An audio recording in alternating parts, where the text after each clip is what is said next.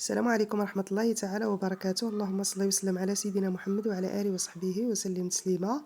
أخوات، اليوم غادي ندير معكم صيكوك بالبلبولة. البلبولة الموين، ماشي رقيقة وماشي الغليظة. بديت كنرش فيها هنايا بعد ما نقيتها، الا بقى فيها شي حاجة هكا ونسفتها شوية من ديك النخالة ديالها.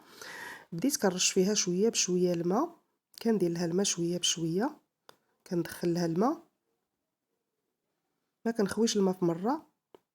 هاد الكاس هذا هو اللي عبرت به كاس ونص، والبلبوله هي هادي.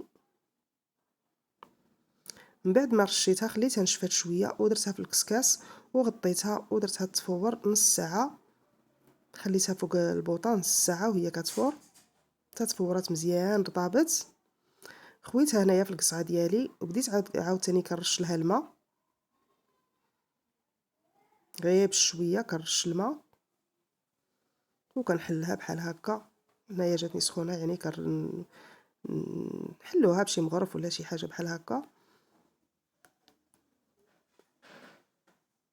غير بشويه عليها باش ما تعجنش. وفي نفس الوقت كنبقى نرش الماء شويه بشويه وكنخليها تسهر عاوتاني المره الثانيه. هنا ضفت لها شويه ديال الملح، في المره الثانيه ضفت لها شويه ديال الملح وواحد شويه ديال الزويته. هانتوما شوفوا كي كترجع من خليتها سهرت شويه. درتها في الكسكاس المره الثانيه ودرتها فوق البوطه عاوتاني. من بعد ما فارت المره الثانيه يعني جبتها عاود المره الثالثه هذه، وكندير نفس الطريقه كتستمر فيها.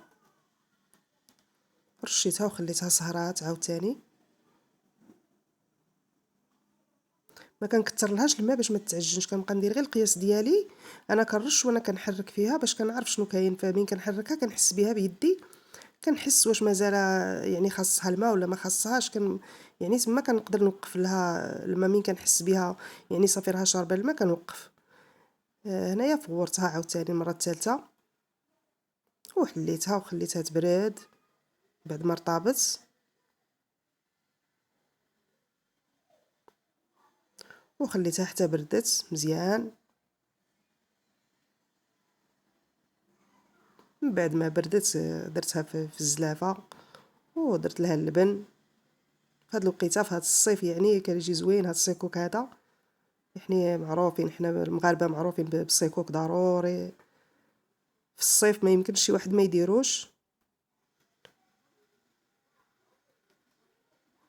بالبلبوله كيجي زوين. كنقدروا نديروه بالسميده الغليظه، نقدروا نديروه بكسكسو يعني العادي ديال الزرع عادي، نقدروا نديروه بكسكسو ديال يعني باي نوع ديال الكسكسو، ولكن بالحمار بكسكسو بالحمامر. ولكن بالبلبوله كيجي حتى هو زوين يعني، وكاين الناس اللي كيبغيوه بالبلبوله ما كيضرهمش. والسلام عليكم ورحمه الله تعالى وبركاته.